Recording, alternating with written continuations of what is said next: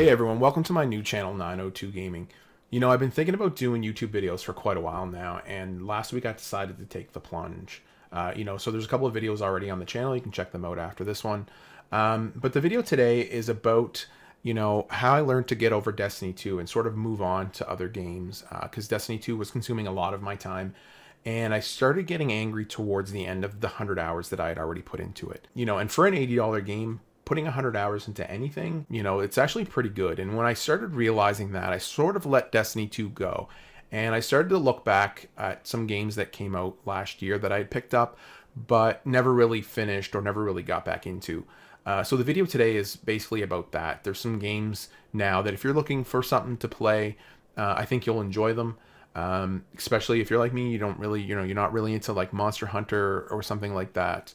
Kingdom Come Deliverance came out last week or the week before, and I do have a video on the channel about that, and that's not really my cup of tea.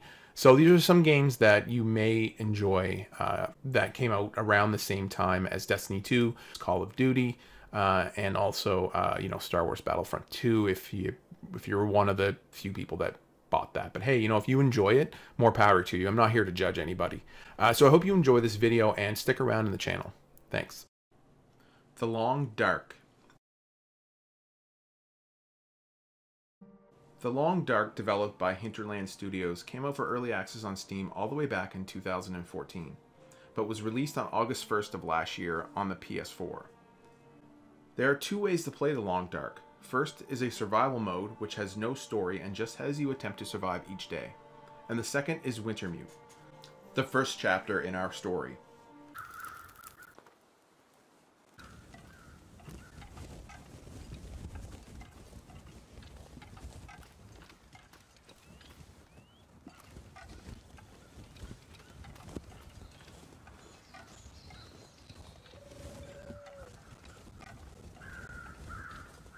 In a semi-post-apocalyptic setting, the power grid has gone down, and in an attempt to find out why, you travel by plane to a location in Canada. Your plane, however, crashes, and you are stuck in the wilderness with very little in the way of resources or food. You struggle to survive and locate your missing pilot and get to safety.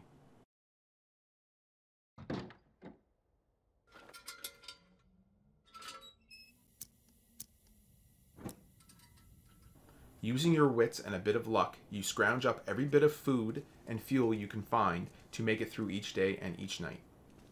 Once you learn how to cope with hunger, thirst, and sleep deprivation, it becomes a great world to explore. With danger seemingly lurking around every corner and with its sparse population, the game captures the feeling of isolation quite well.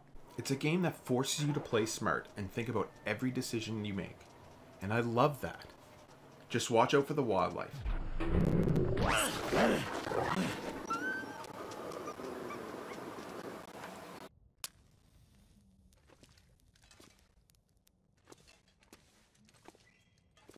And whatever you do, don't let the lights go out.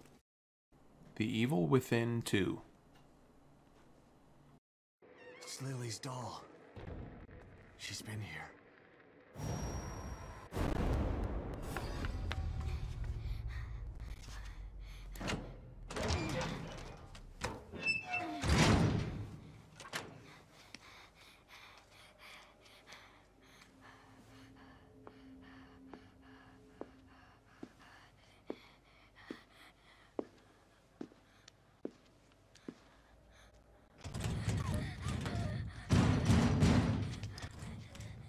The Evil Within 2 by developer Tango Gameworks was released in October 2017.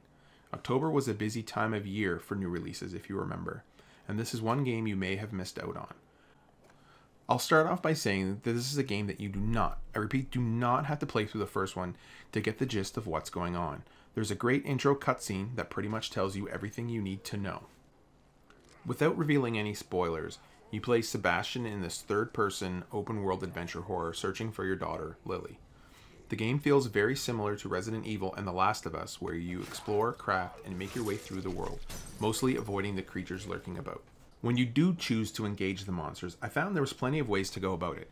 I could take them out one at a time, sneak past them, or go in guns blazing, although I don't recommend that option.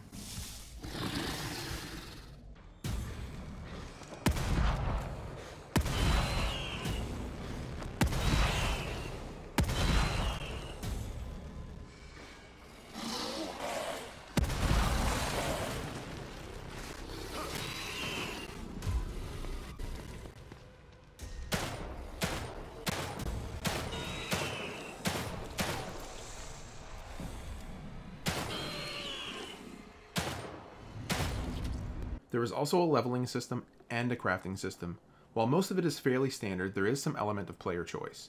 If you think you would enjoy a third-person, open-world horror game, it is definitely worth your time.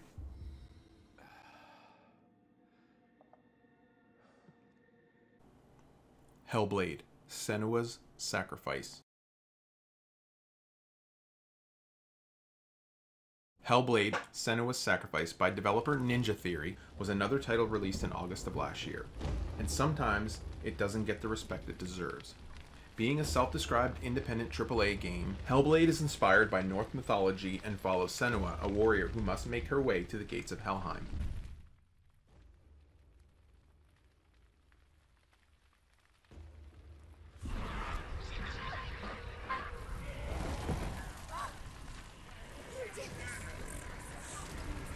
By defeating otherworldly entities and facing their challenges, she attempts to rescue the soul of her dead lover from the goddess Hela.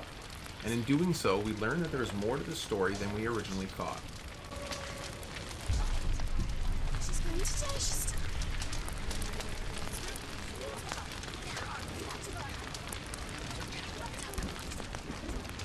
An outstanding performance by Melina Jurgens, who voices Senua. The game touches on subject matter which most games avoid completely.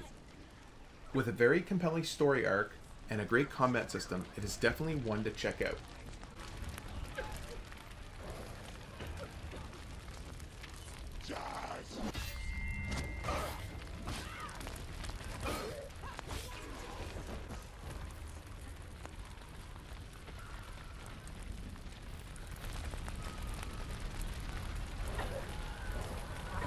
I suggest using a headset when playing to fully immerse yourself.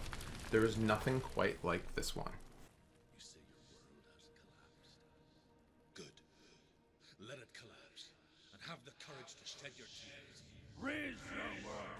Cry. My world is dead. Only then, as with a newborn.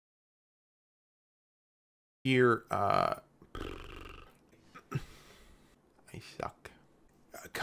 Is kind of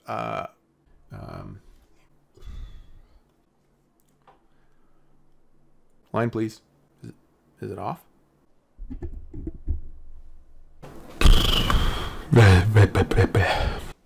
No, up here. And yeah,